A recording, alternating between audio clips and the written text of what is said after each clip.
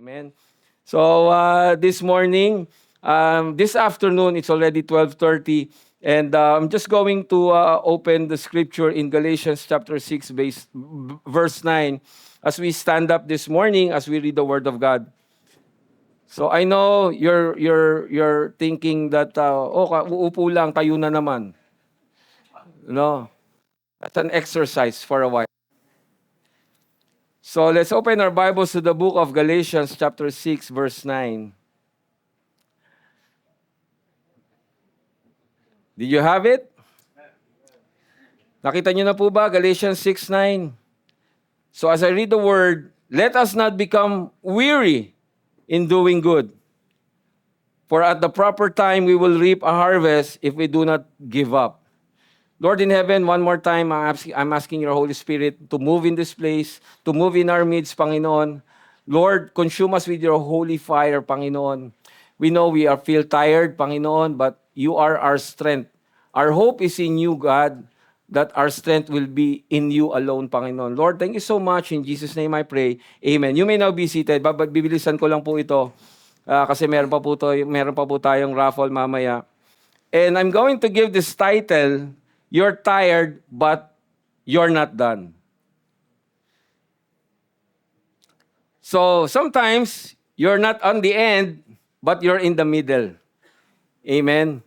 So the key verse here is, let us not become weary in doing good, for at the proper time we will reap a harvest if we do not give up.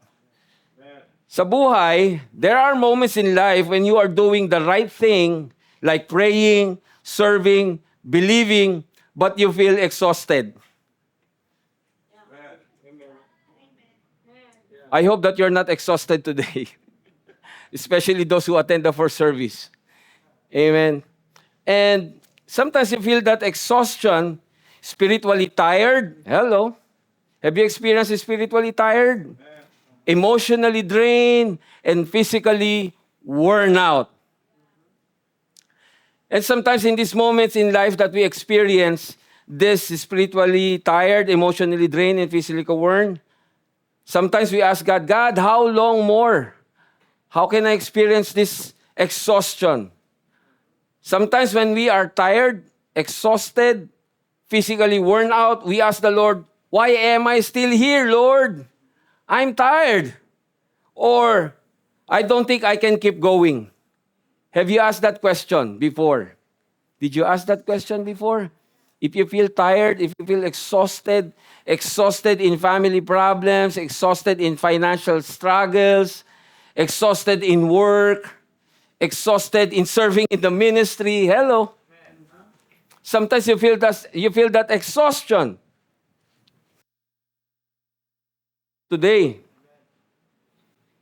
you're tired, but you're not done. You just feel that tiredness. You just feel that tired. And number one, I have a point number one. Tired does not finish. Even the strongest believers get tired. Hallelujah. So yung pagod, hindi po ibig sabihin nito ay katapusan na. Sometimes when we are tired, we feel it's already in the end. It's already finished. It's not all about that. Even the strongest believers get tired. And we will look at the story of 1 Kings chapter 19 verse 4. Elijah prayed for fire from heaven, saw miracles, but later ran in fear and said, I've had enough, Lord.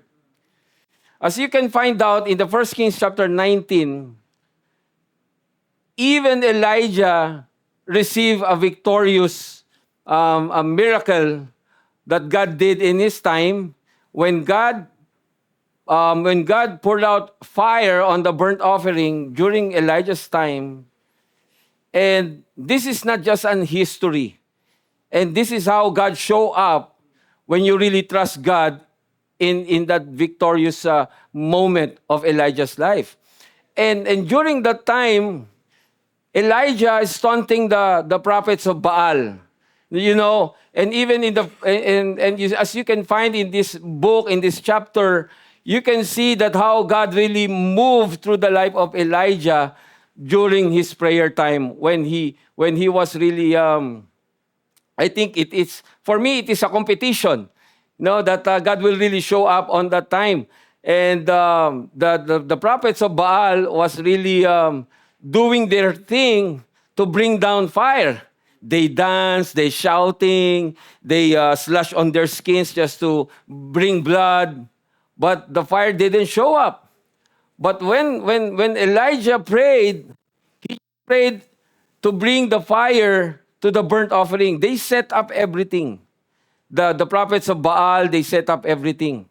And before that happened, all the prophets of Israel have been killed. So Obadiah, he's a Jewish faithful guy. He just hide the 100 prophets still alive. So in the other cave, there's a 50 sets of prophets. On the other side is 50 sets of prophets. So that is 100 prophets that's still hiding on the cave. And when Obadiah was walking, he saw Prophet Elijah. And he said, "Is that you, Elijah?" Tinanong niya, "Ikaw ba yan, Elijah?" Kasi during that time, King Ahab want to kill all the prophets. But it didn't happen. How bold Prophet Elijah to encounter King Ahab.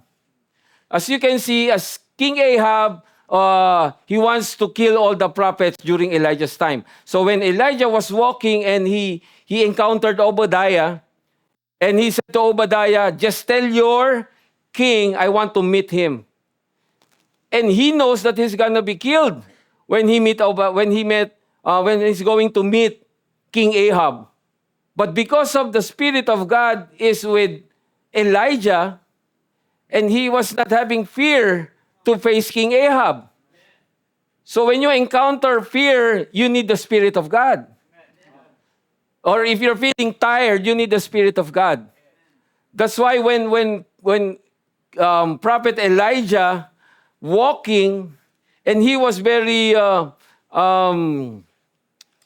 ba ibig sabihin ito? Hindi po siya very prideful, but his confidence is really on God. That's why we need our confidence in God. When we do big events, like church events, we need to have a confidence in God alone.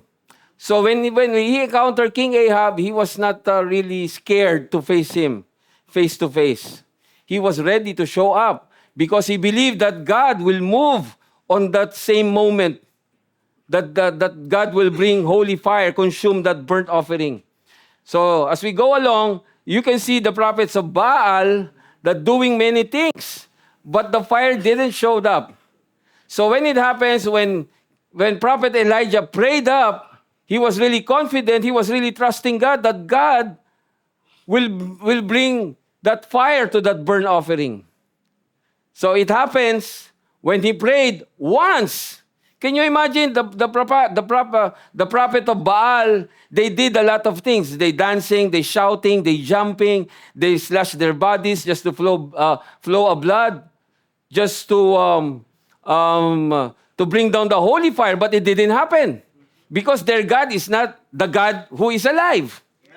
Because the God of Prophet Elijah who is alive. That's why if you're not in a situation that you are looking for a miracle, you need to believe that God will show up because you serve a God who is alive. So when Prophet Elijah prayed once, that's what the Bible says, he prayed once. Can you imagine yung competition na nangyayari sa kanya? They did a lot of things. Sometimes in our life we did a lot of things. We trust on our own strength, own belief that we can do everything on our own strength. But Prophet Elijah, he just really trusts God that he will bring down the holy fire on that burnt offering. So when the holy fire bring down these prophets of Baal, they believe that his God is real. Is God real in your life today?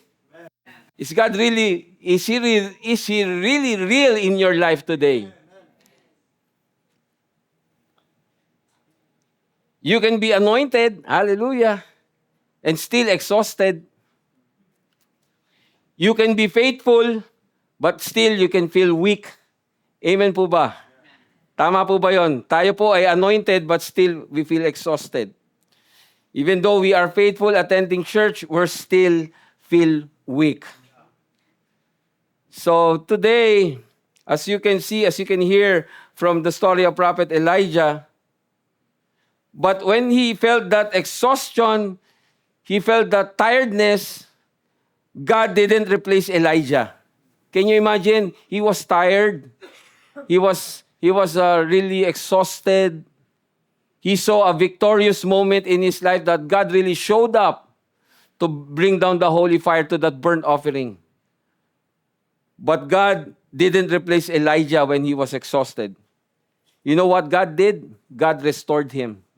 It means God didn't disqualify Elijah to his mission. Sometimes your tiredness is not a sign to quit. Did you experience tired? Yeah. Nakakaramdam ba tayo ng pagod? Kung hindi ka nakakaramdam ng pagod, tingin ko bato ka. No, sometimes your tiredness is not a sign to quit. Sometimes you feel quitting. Students, hello. Sometimes you feel quitting. Hallelujah. Sometimes you don't want to go to school because it was really hard to study. Sometimes also, it's hard for you sometimes to wake up early going to church. Is it? Sometimes you feel that tiredness to wake up early to go to church.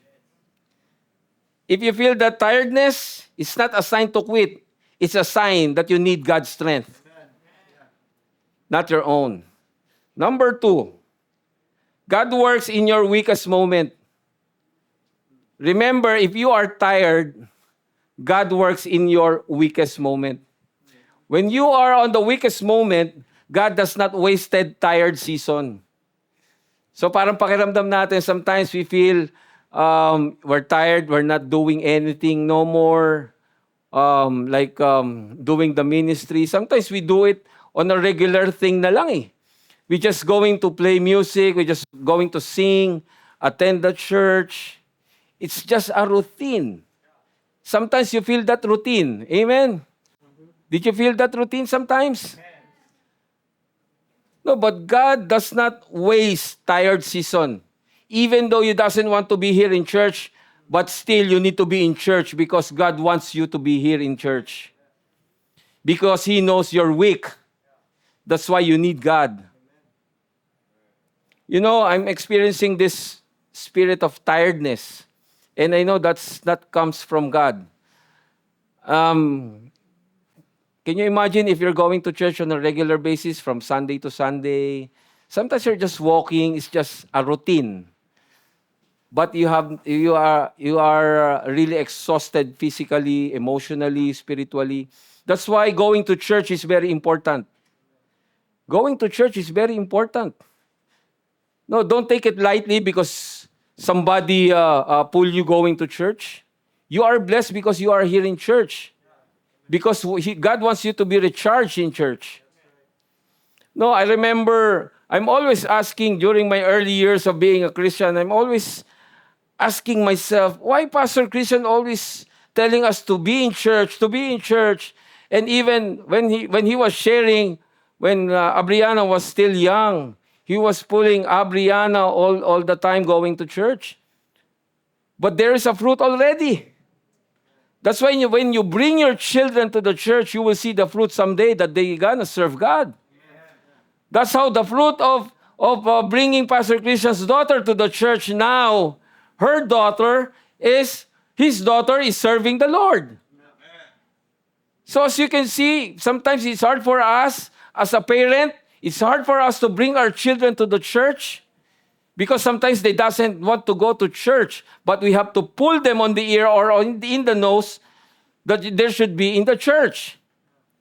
That's why you children, you're in church, you are blessed because you have your parents that pulling you going to church. Because someday you will realize and you will see how important church in your life.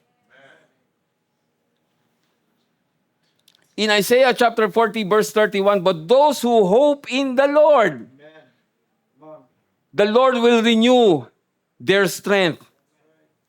Is your hope in the Lord today? Thank you for the 5. Is your hope in the Lord today? Amen. Hallelujah. You will renew, He will renew your strength.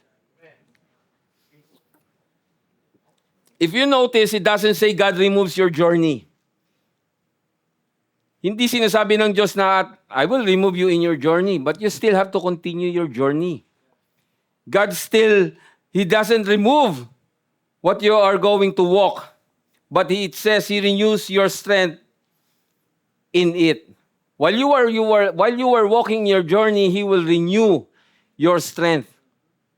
But because you are weak, you need to give hope in the Lord. That you need the hope in the Lord, so that's why He can renew your strength. You know, when you are tired, what is God? God is building you endurance. If you feel tired, and God is also shaping your character. When you are tired, God is teaching dependence on God. That's how He really works. And if you feel empty, God is still working on you and I. Kaya nga kung ikaw ay nakakaramdam ng pagod, you need to still to trust God on your own on your strength. Number 3, the enemy wants you to quit. The devil wants you to quit. Early weariness is one of the enemy's favorite tools. Just remember, ang kaaway po, yung ating pagiging masyado ng pagod, yan yung kanyang paboritong sandata. Ibig sabihin, yung kanyang gagamiting kasangkapan sa buhay mo is not to destroy you instantly. The enemy will not destroy you instantly, but sabi ng book of John 10:10, steal, to kill, and destroy. But he will not destroy you instantly, but to make you stop being before your breakthrough. That's why you need to continue, even though he was trying to stop you instantly. You know, the devil will not stop your calling. Remember that the devil will not stop your calling, even though you're still going back in your old ways. He will never stop your calling. He will try to slow your consistency. The devil will try to slow down you in your consistency. What I'm saying in consistency, going to church, serving the Lord, serving in the ministry, even giving your tithes and offering. Yung consistency mo, yan ang gagamitin ng kaaway. The enemy will use that. But your heart, you need to prepare on your journey. In Galatians chapter 6 verse 9, at the proper time, you will reap. At the proper time, you will reap. It means there is a time for harvest. So don't give up. If you give up, you will miss the harvest. Amen po ba? No, I'm just going to an illustration. Yung illustration na meron sa home na isang lalaki na talagang gusto niya umalis. He wants to leave the home. But afterwards, he missed the blessing. His family came from far, far away province. And then after his family came, he was not there to receive blessing. His family was ready to forgive him, but this time he missed the blessing. So that's why he get tired. So number 4, I'm going to do this fast. Your breakthrough is closer than you think. Sometimes the hardest part of the journey is not the beginning. It's right before the breakthrough. Remember that. And there's a illustration here, like a woman in a labor. Yung mga nanay po dito pag nanganganak. 'Di ba? When they still do their labor pains, yung stronger pain comes right before the birth. So pagkapanganak nila, dun pa lang nila mararamdaman. Sabi ko nga, Lord, I'm thankful hindi ako naging babae. Salamat kasi salute to the mother. Amen, for the sacrifice, for giving us a birth. Amen. So right now, can we show the battery? What will you observe? Low bat. So that's how sometimes our lives have been drained. Ang buhay po natin ganyan drain. But when you're going to church, if you're going to church, as a regular routine of your life, you're not going to recharge yourself, you will not be recharged. If you're just here attending church, you're not hearing the word, you're not applying what you've heard, you will not recharge. You will still drain. Can you imagine if you plug the cord on the cell phone that was not really plugged in, you thought that it was already plugged in, but it was not really plugged in the wire on the phone itself.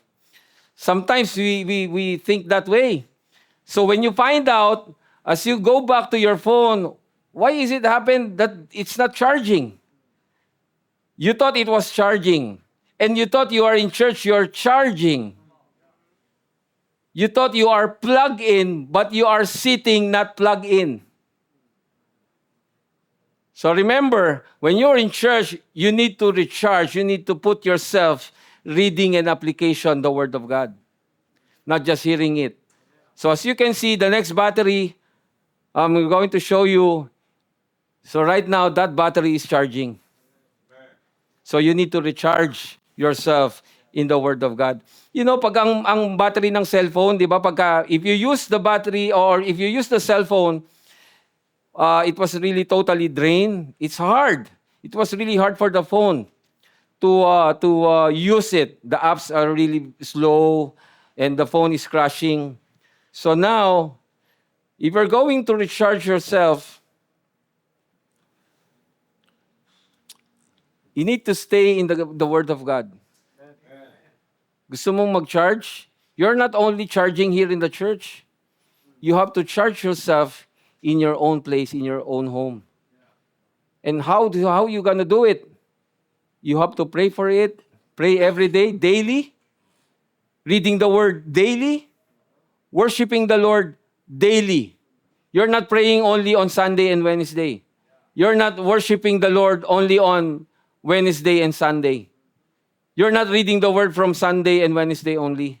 But you have to do it every time. You have to do it every day, daily. That's how God will really recharge you during this time. And I'm just going to finish with this, the TIRED acronym. Can you show us the TIRED acronym? So when you say tired, trust God in pressure. That's the acronym of TIRED. Even when life feels heavy, don't stop trusting God. God is still in control. Letter I of tired. Invite God into your weakness. No, don't hide your exhaustion. Pagka ikaw ay napapagod, if you're really tired, show your heart to God that, Lord, I'm tired. Amen. Look at the prophet Elijah. He want to die. Even though he got the victory in this moment, in this event, he wants to die. He was really exhausted. You already received the victory that God gave you. Sometimes you feel exhausted. Even when you came to church, when you go home, you feel exhausted. But you have to still put your heart to God. Rest is not failure. So remember the word tired. Sometimes when you say tired, what is the meaning? I'm tired, I'm exhausted. Babalik ta rin natin yung tired. Rest is not a failure. Like Elijah, sometimes God's first instruction is to rest and be renewed. Yun lang yung kailangan mo eh. Kung pagod ka, umupo ka lang. Katulad ni Elijah, he was sitting and God sent him angels to bring food. Imagine this. God sent food for Prophet Elijah so he can sustain to walk from 40 days and 40 nights. Yung food na binigay ng Diyos kay Elijah, it's a big time. Maaring maiisip ko, it was really a big time na klase ng pagkain. Can you imagine, na-sustain niya? He was really sustained for God's provision to walk for 40 days and 40 nights. How God really provide for you a strength to sustain you to walk in your journey. Expect renewal from God. If you are tired, expect renewal from God. Strength doesn't come from you. You can do anything, you can do everything, but you will feel exhausted. But if you have the Spirit of God, it will sustain you. As you can observe to yourself, if you have the Spirit of God is still sustaining you even though the battle is hard. And D, don't quit. Your purpose is still alive. So don't quit. Your purpose is not done. You're in the middle of your journey. You're in the middle of your journey. God is not done in your life. You know, yung pagiging pagod natin, this is just a temporary. That's what it said. But your calling, your journey is permanent. So, I'm going to call the worship team. You know, I don't know how really the Word of God spoke to you this morning. If you are tired, and this is the best time to recharge. Sometimes, if we feel tired, we don't go to church. Sometimes you have your reasoning. You have your own reasoning. God, I'm tired. Can I skip one Sunday attending church? Sometimes God allowing it. It's still your own free will. But tiredness is still there. Yung pagod, nandyan pa rin. You quit one Sunday, and then the following Sunday, Lord, dami akong trinabaho eh. I work a lot of things. I'm tired. Can I attend, Lord? Next week? Okay. You skip another Sunday again. The third thing is, Lord, may sakit ako eh. I can't attend the church. It's already a week. And afterwards, it's already a month. You still have reasoning not to be in church. How will you be recharged if you have so many reasons to go in church to be charged? If you really want to have that strength, be in the presence of God. God is not looking for attending church. God is looking for an intimacy and reconnection with Him. It's not about attending church from Sunday to Sunday, from Wednesday to Wednesday. He's not looking for that. God is looking for intimacy from you. Maaring busy na yung araw mo. Maaring busy na yung whole week mo. Minsan nga, nag-skip pa tayo ng dahilan para hindi umattend ng Sunday. And alam mo naman, nakakapagod ang buhay. Life has been tired. Nakakapagod talaga. Minsan parang gusto mo nang sumuko. May mga bagay na hindi naman natin sinusukuan eh. Ano yung mga bagay na hindi natin sinusukuan? Yung mga gustong-gusto natin gawin.